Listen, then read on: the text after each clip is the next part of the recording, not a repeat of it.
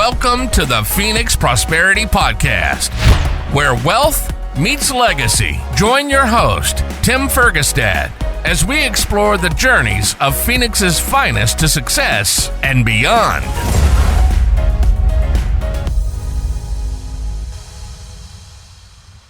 Hello, this is Tim Fergestad. Thank you for joining us. Today's guest is helping millions of families thrive personally, financially, and generationally. Scott Donnell is a visionary entrepreneur who has dedicated his life to helping build stronger families. He's the founder of 10 companies, serving 10 million customers in education, finance, biotech, and coaching. He's a best-selling author and speaker whose content has now reached over 200 million families. He's the founder of Fig and Eagle, which I joined and am a member, a family coaching brand focused on teaching the secrets of the best families on earth.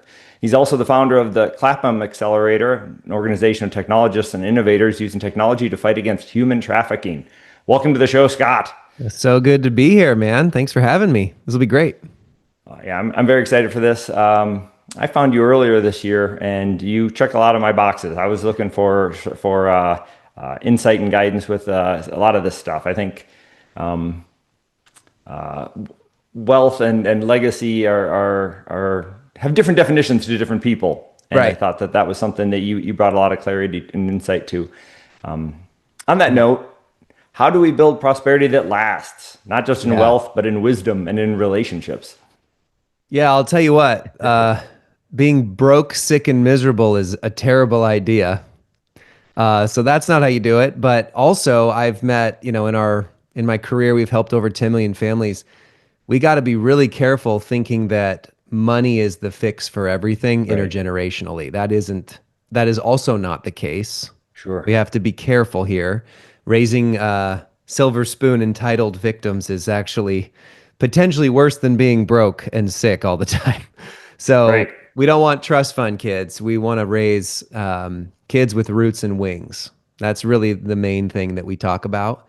But I think, as you think about prosperity, I think this idea of what do you want on your deathbed really helps clarify what you believe. Do you want kids fighting over millions of dollars of your stuff? Do you want kids who just know some of the things you care about and they're just there waiting for you to die? Or do you want a deep connection with your family and they are passing on the values, the beliefs, the mindsets, the skill sets? They're stronger than you were. And, their floor was your ceiling, and they have deeper relationships, stronger families, and you love each other deeply. Then it doesn't matter what you're leaving behind. In fact, that's everybody's deathbed dream, is kids that blow by them and grandkids that blow by them. Right. This is the clarifying question, right? When you're dead, what do you want to pass on? Your money and stuff, your knowledge, or your experience and wisdom? Which of those actually matters most to you? And are you focusing on that more than the others? It's not bad to pass all of that too, let's be honest. Right. But most people focus on the first one, money and stuff, thinking that that's actually legacy, when it's more about heritage than inheritance. It's more about what you leave in your kids than to them. So we got to be thinking about our priorities now instead of regretting things when we're 90 or 100. Yeah. Right.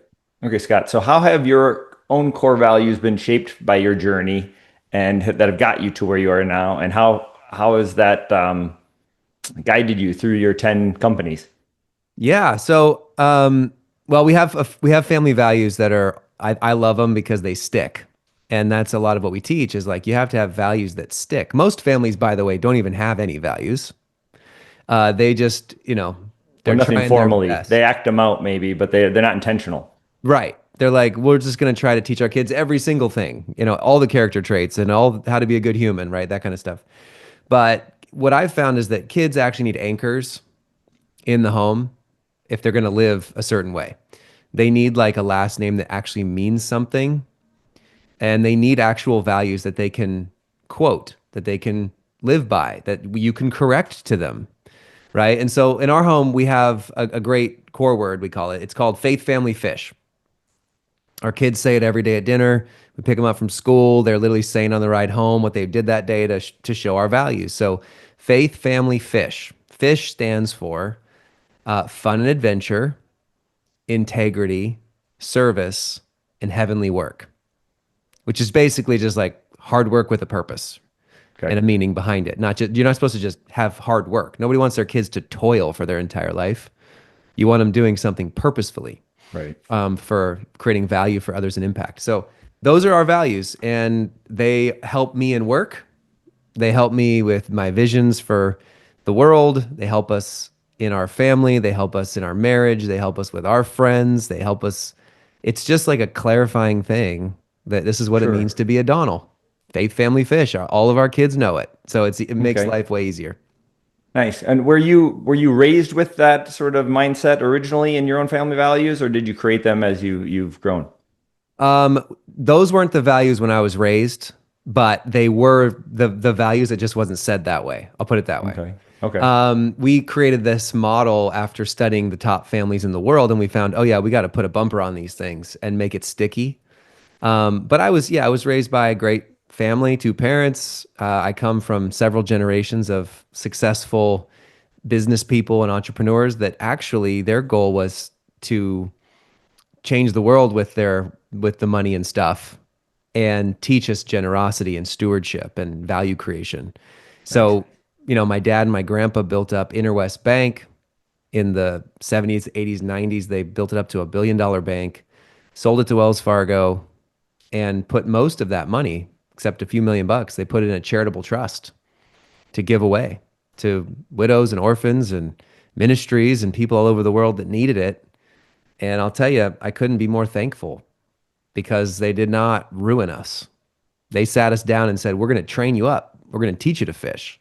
You guys are going to blow by us in every way. And if we just set you up with a bunch of money and assets now or when we die, Right. going to stunt your growth. It's going to cause problems. You're going to be entitled, spoiled victims with a lot of anxiety. And so literally, I can't be more thankful for the way that they raised us up. Okay. And they weren't perfect. No family's perfect. I've never met one family, even the best in the world we've ever seen. Everybody has crazy in it. But the key is how you work through those things. It's how you bounce back. It's how you implement strategies for success in all these different areas. That's really the key. Right. They keep you on the path. Okay. Right. Back to the question though so you've had some good role models in your family, right? And Yep. so and values. What did you bring to those companies, and how did they shape you to where you're at now? And maybe you can talk about the companies, how you started. Yeah. Well, I mean, we were kind of raised with this idea that's like, everyone's like, follow your dreams, follow your dreams. Well, I was raised with an idea of what breaks your heart and what problems need to be solved. And you should have your dreams be related to that. Instead of selfish dreams, like I want to grow up and make $1 billion. That's not necessarily Have a mansion on a beach somewhere. That's right. That's not a dream. Like if you want a purpose and a calling in your life, it should be what I call the sweet spot, which is it's where your gifts and your passions and the biggest needs of the world, according to you, it's where those things collide. That's called the sweet spot. And you should live in your sweet spot and spend your whole life trying to get to the middle of that thing, because it is the greatest way to live a beautiful, fulfilling life and have the most impact. And so that's the values I kind of took into it. So for me growing up, I always cared about the next generation. I was a camp director. I was a youth leader. I did tennis lessons all the time. Like I really cared about helping younger people grow and be successful and thrive. Where does that come from? That's not common, right? Kids usually don't care about other younger kids very much until they get older and they start having their own. Well, we were always raised that like, look, if you want to lock in the learning, teach it to your younger sibling. Okay. If you Bigger family? Yeah. Well, we had 3 siblings and then a bunch of cousins. Okay. And I did a lot of volunteer work in middle school and high school, helping younger kids out and mentoring in the community, serving families. Our youth group would do feed the homeless trips, and we do like mentoring things. It was always on my heart.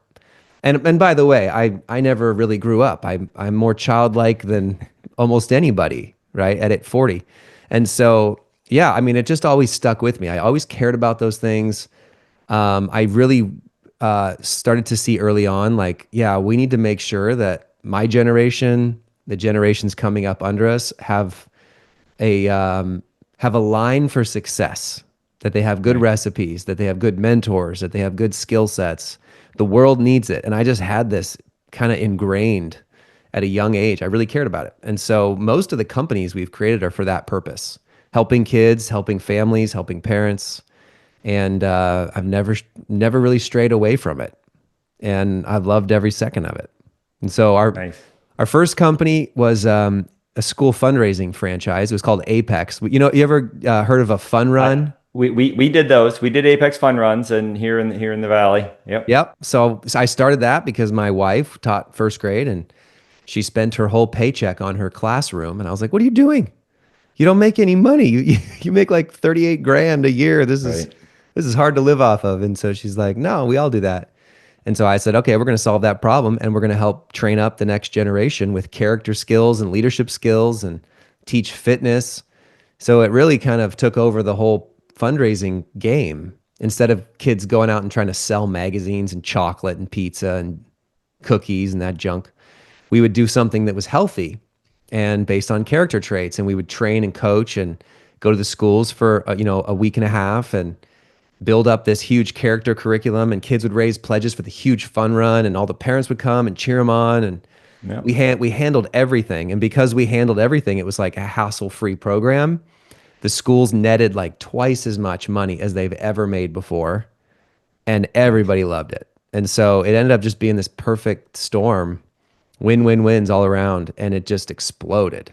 So this thing went nationwide very quickly. We started franchising hundreds of franchisees, teaching schools. They know that program serves millions of schools a year, or millions of kids a year, tens of thousands of schools now. Nice. I think we just hit the $1 billion mark raised for schools, public and private and charter schools. Wow. Congratulations. That's awesome. Really fun, really good impact. But it was the values, Faith, Family, Fish was all a part of that. Creating value, taking responsibility, solving a critical problem. So that was really like our first one. And it kind of grew from there. All the other companies almost kind of spun out of that. How you so? know, so like the next one we started were these children's business fairs. So we started to realize that the schools weren't teaching money skills, practical life skills. It's like, Right. you can learn the quadratic formula, but I haven't used it since I learned it. Nothing wrong with it. Just what about taxes? What about business skills? What about street skills? What about creating value? The job doesn't go to the kid with the best grades. The job goes to the kid who knows how to create the most value. So that's why we started the children's business fairs, and we still do them every year. There's 5,000 of them now all over the world, and Wow. millions of kids are learning just practical stuff.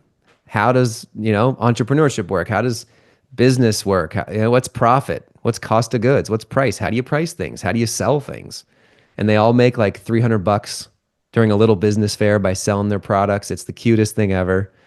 It's like ages 5 to 13, and the parents now, it's been, 10 years, 12 years of doing this. Now the kids are in their 20s, mid 20s, and the parents are emailing us saying, "Hey, I don't know if you know this. Keep going. This was probably the most valuable skill they learned growing up." Awesome. So, just stuff like that, man. And now with our family coaching, it's like, I'm trying to go to the heart of like, how do we train up the next generation? How do we help families succeed?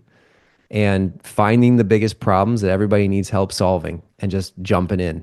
Right. How do you identify opportunities, right, that are both profitable and purposeful? Yeah, well, it starts with what breaks your heart. I look, there's a billion ways to make money. There's a lot of ways to make money, and that's a great skill to learn, how to create value and how to create profit. I think not every kid's going to become an entrepreneur, but every kid needs to learn to be entrepreneurial, because an entrepreneurial kid is a value creator. They know how to solve problems.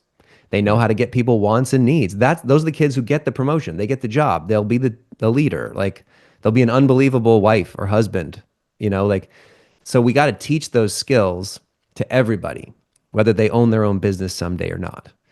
And so for me, it was really just like find things that break my heart that really need solving. And the more problems you solve at a young age, the better you get when you're older. Okay.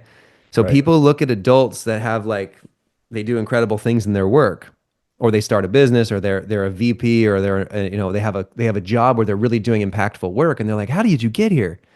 Most of those people started at a young age, honing a skill, and really the only way to learn a skill is to solve a problem. There's very few skills in the world that don't solve a problem for somebody else. And it's about finding other people's wants and needs and where are their gaps and how can you make it better. And I've done that 1,000 times now. And you just get better and better and bigger and bigger. And so, you want to do something that's a passion, that's a passion of yours, that uses your best talents and gifts, that meets a big need. And the more you start thinking that way, the bigger and bigger opportunities come your way. On that note, what advice would you give to entrepreneurs trying to build a business aligned with the mission and their faith? I got a lot of advice for entrepreneurs. So entrepreneurship is an interesting game. There's a lot of roller coasters. You go from uninformed optimism to informed pessimism very quickly, Yep. right? And then you go from informed optimism out if you make it out long enough, and you Right. get through the valley of despair, it's called. But the only thing I've really seen that helps entrepreneurs get out of that valley is a purpose, having a passion that solves a real problem, and they see transformation with it. Why And that makes the valley of despair worth it. that's right. Yeah. One of my friends, Simon Sinek, says this. It's about the why. Start with why. And that's one of the greatest ways to have long-term success in any endeavor, is to really know your why and make sure it's not money, because money follows solving problems and serving others. You can have anything you want in life if you help enough other people get what they want, right? And Right. so, yeah, follow a passion. But just because you're following your passion, you also need to learn the skill of like a critical problem market fit, right? You want a product market fit is also problem market fit. You need to know the market you're in, know the problem that needs to be solved, and make sure your product does that clearly, efficiently, and you're paid well for it, right? Because not all problems are created equal. Some problems people will pay $1 million to fix right away. Other problems people wouldn't pay a dime for to fix. So you have to understand, like, do people really need this or want this? Does it solve a real problem? And are they willing to pay me more than it costs me to give it to them?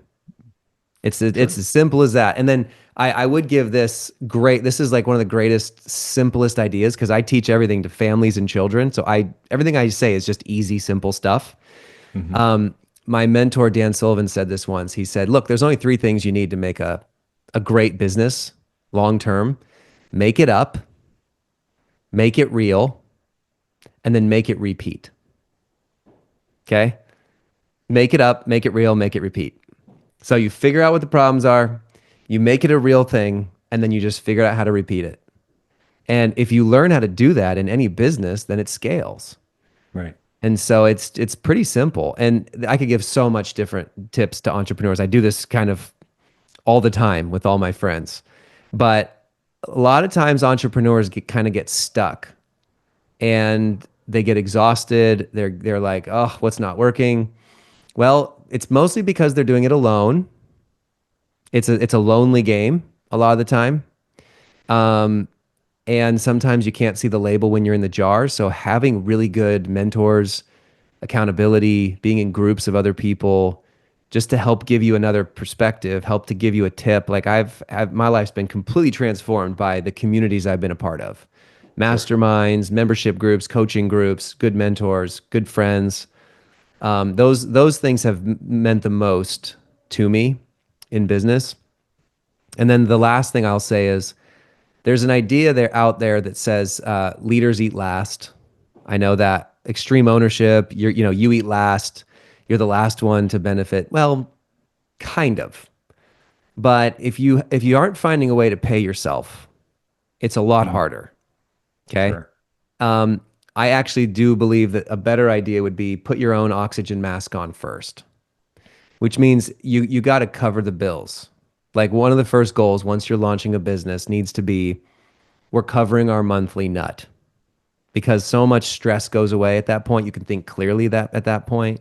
Right. Any entrepreneur like me that has ever hired anybody, they know the feeling of like that first chunk of profit that's left over that you could take home.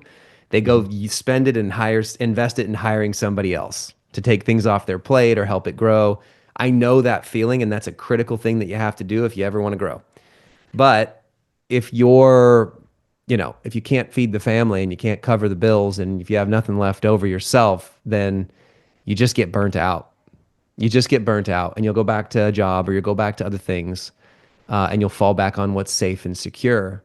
And so my best advice I could give is whatever you're doing, put your own oxygen mask on first. You got to at least cover the bills and then you can use the rest of it to grow and scale and hire. And yeah, that's a critical mistake a lot of people make. Okay. It's not That's a great one. selfish. That's not a selfish thing. That is an important thing. Okay. Correct. You talk a lot about teaching money to kids and families. What are some of the biggest mistakes you see parents make in that area? Oof, a lot. Yeah, we've taught financial literacy to millions of kids and families. Biggest mistakes. Number one, parents take their money trauma into their parenting. So parents raised on nothing, if you come from nothing, you usually give your kids everything. So be careful about that. It's not a teeter-totter. They usually the kids that get spoiled and entitled that I see had parents that are first generation success. Right. Because they came from, just covering the bills every month and they pulled themselves up by their bootstraps. They made it work. Well, if you think that way, people say, I just want to give my kids all the things I never had. I want to give my kids every opportunity. I just want to make sure my kids don't have to deal with the nightmares I had to deal with. Well, wait a second, time out. What made you you? Remove the trauma, but you might as well help them learn for themselves how to solve problems and create value and take initiative. And, a lot of parents, they think that their identity as a parent is to cover everything for the kids, solve every problem, pay for everything, give them the best childhood you could imagine by buying all these things and giving them the world. Well, that's the fastest recipe to stunting their growth. It's the fastest recipe to creating entitled victims when they grow up, and then they blame you for it. So that's one of the biggest things I see. The other big problem I see is that they just don't talk about it. Money is like a cuss word in the home. They just don't know how to approach it. They don't know how to bring it up. It's annoying to deal with money in the home. It's just annoying. So parents don't do it. They're like, well, maybe we'll do an allowance, but that's kind of like socialism. Or they're like, well, they can use their birthday money to buy some things. At least they learned how to buy something. That doesn't work either because the kid has to learn to earn before they can learn any other money skill. Because if you don't earn it, you can't do anything else with it. And so a big thing that parents can do is just start connecting the rewards that they're giving their kids to the responsibilities that they give their kids to do. So don't pay your kids to make their bed, clean their room, do their homework, dishes, trash. That's just their role. That's their expectation, being part of the family.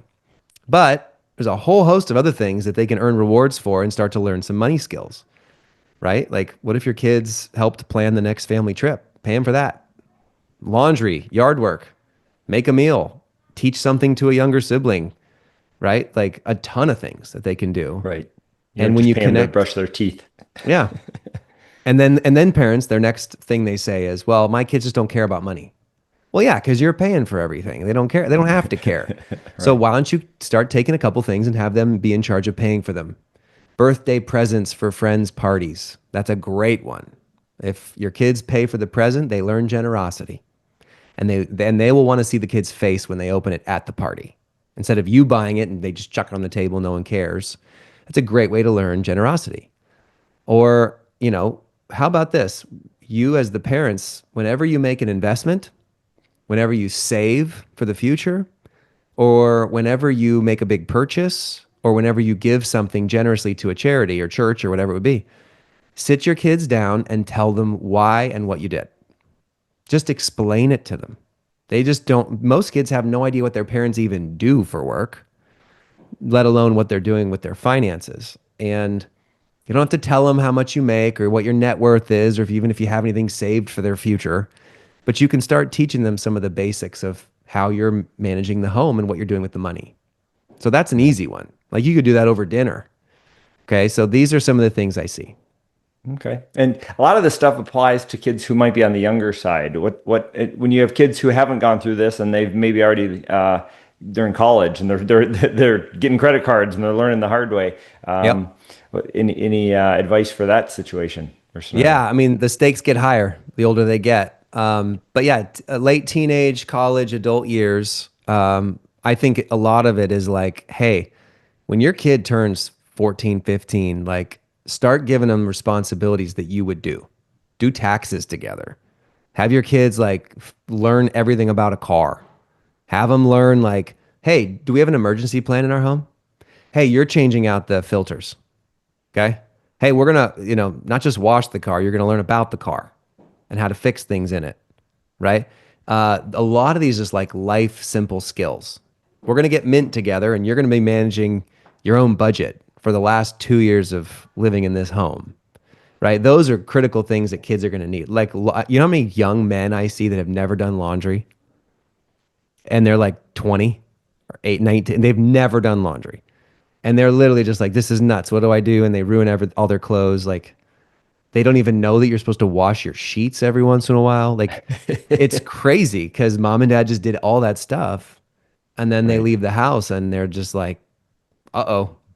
So yeah, I think that's a big one. When it comes to like, there's a couple big ones like first phone, car, college, those big expenses.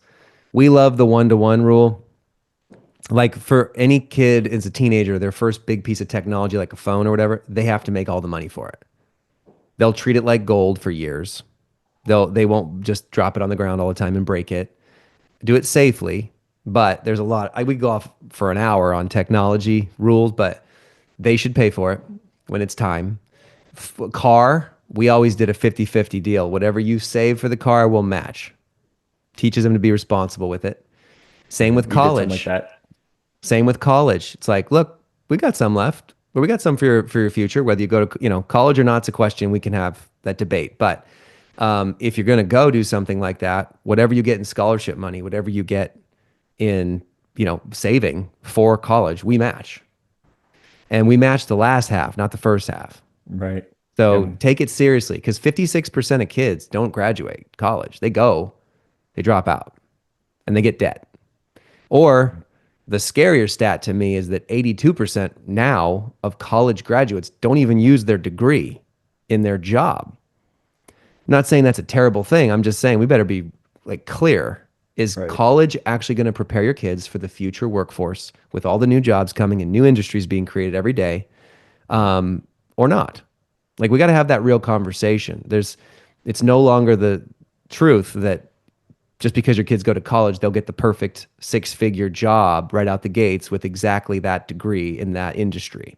That's not true anymore. It can be true sometimes, but we got to get clear on that. College can still be an amazing experience.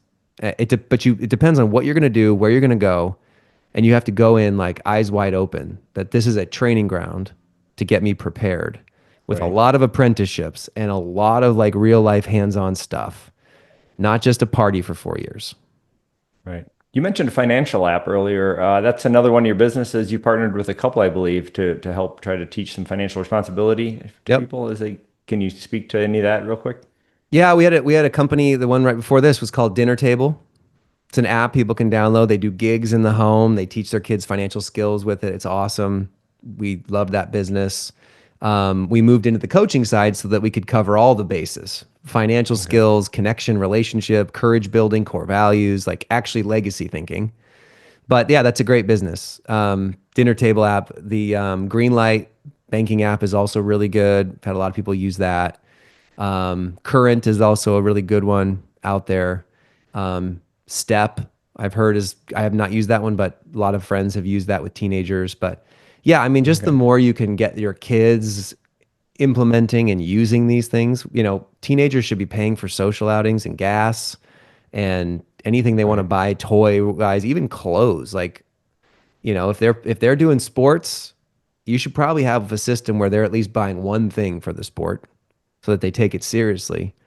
But really, a lot of that should be them saving up for college or their future or a car. Our big thing is too, when kids are in high school, if they're going to be going like a mission trip or a big trip in the summers with friends or with church or whatever, we want them to be raising and making that money. We can help match too, but it's not just going to be another vacation for them where we stroke the check. That's not teaching them all the things we want to teach them. Okay. Okay. So Scott, what does financial freedom look like for you personally, and how has it evolved over time?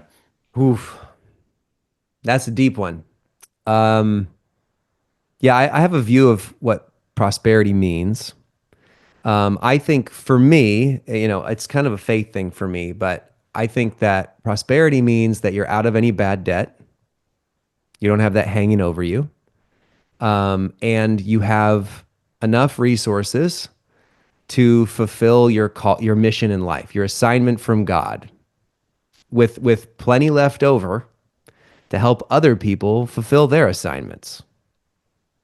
So that's generosity as well. But out of bad debt, you have more than enough resources to fulfill the mission and calling on your life, with plenty left over to help other people fulfill theirs. Awesome. That's really my definition. Yep.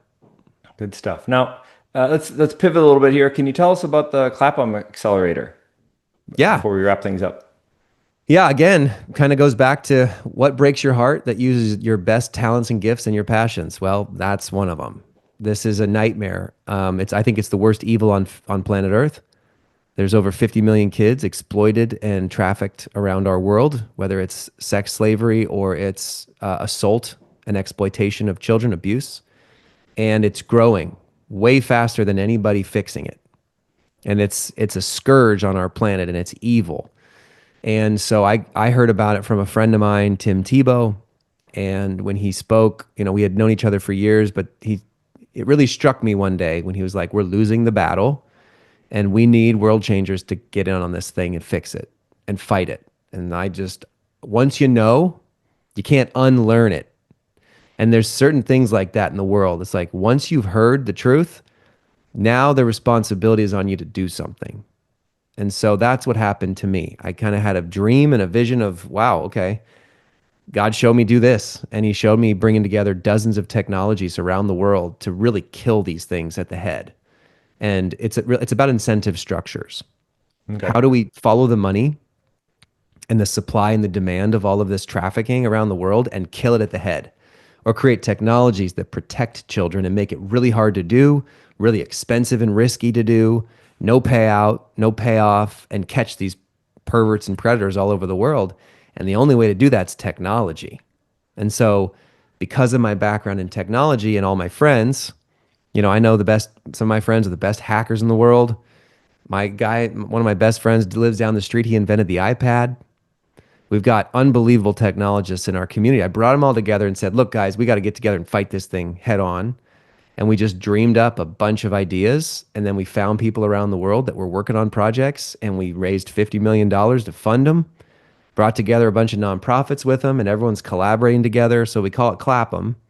But we get together several times a year. We have 14 working groups, and we're fighting this thing tooth and nail. So we've got technologies keeping kids safe on phones worldwide, anti-grooming tech, phones that, firmware updates that literally would make it so that you can't look at an explicit image. You can't turn the filters off. You can't even send an explicit photo. You can't even take a picture of one. Like that kind of technology. So that would kill all the grooming online right there. And it's built, and now it's scaling across the planet. Stuff in anti-fraud technology where you could literally look at a bank and use one click and look through all the transaction history of all of the anonymous data of the clientele and find what is going to be predatory behavior or not. It's like Minority Report, catching these people. It works like a charm. So now we're getting the FBI's approval to like go en masse and do this. So a lot of that kind of stuff in the hospitality industry, in the transportation world, in anti-terrorism, curbing demand, taking down Pornhub and other people like that. We took down 92% of their content last year, by the way, with our lobbyists and our hackers, or not hackers, but like our data scientists. We sued the crud out of them. It was awesome. And we got MasterCard and Visa and PayPal to kick them off their platform. So, you can do a lot when you got the world's best technologists working together. Sure. So, yeah, it's been an incredible ride. Definitely dark and evil, but the only thing that lets evil spread is when good men and women don't do anything. Right. It's hard to think anything more impactful than saving children's lives. Yeah. Well, and this is really what my calling is. My calling is to win the war on family. It's what we do in our coaching. It's what we do in everything. But this is the same lanes. It's children being enslaved and exploited and trafficked it's ripping apart families like never before. And it's growing at a crazy clip. I mean, there's hundreds of millions of kids abused around the world. And there's 50 million trafficked and exploited like that. And so we have to get at this at the root, and it's going to cost $1 billion ultimately for us to do it. And so we've got a lot of people working together, and this army is growing. And so I'm in this until the day it's done or the day I die, whatever comes first. So yeah, find a mission like that, and you'll live the life that you want to live. Okay. Advice now for family. Did we wrap this up? That was intense. Good stuff. Thank you for sharing. If you give one piece of advice to families who want to live prosperously in all dimensions, what would it be? Man. Well, I can share the story of value. Sure. I can share the story of when my parents dropped me off at college. Probably the two best pieces of advice I ever got. My mom gave me a hug, and before she started crying, getting in the car, she just looked at me and she said, "If it doesn't point to Jesus, what's the point?" And it was a powerful statement about doing things that actually matter in the world, like for eternity, for the kingdom of God, like find purposes that build a flourishing world that serve others. That's what she's saying. Doesn't point to Jesus, what's the point? I've never forgotten that. So she gets in the car, and then my dad looks at me, and he shakes my hand, and in his hand was a $50 bill. And all he said was, "Tip well." And he gets in the car and they drive off. And it sounds like two completely different types of advice, but there's a whole book behind the words "tip well." It's about abundance. It's about generosity. It's about the pie can get bigger for everybody around you. Right. Tomorrow will be better than today. Create value. The list goes on and on and on. Right. It's not a zero-sum game with the scarcity mindset, right? That's right. Don't have a scarcity mindset was the point of that. And so, yeah, I've taken those two things into my life and never looked back. So that's the best advice I could probably pass on to some of the people here. All right. Thank you, Scott. This is good. I gotta let you go. Where can listeners connect with you and your work? Yeah. So, as you know, we have our mentor family program where we've studied the best in the world. We've packaged it together in a program that trains families like the best. And so we work on connection, courage, core values, and capability. So if families want to get it right, your kids only get one childhood and teenage years. So if you want to get it right, like, we can help. So they just go to Fig and Eagle. That's our brand, Fig and Eagle, and they can see it there.com, or we can send you a link to put in the show notes for everybody, for them to get our case study. But yeah, other than that, Scott Donnell on socials. We talk about this stuff every day. It's a critical game. All right. Great stuff. Thank you, Scott. Prosperity starts at home, and Scott just gave us a masterclass on how to build it. Thank you. Thank you. All right. Thank you, everybody, for watching, listening, and I will see you next time. Thanks. Inspired by our guests? Visit phoenixprosperitypodcast.com/guest and join us on the show and share your success story with Tim. The spotlight awaits.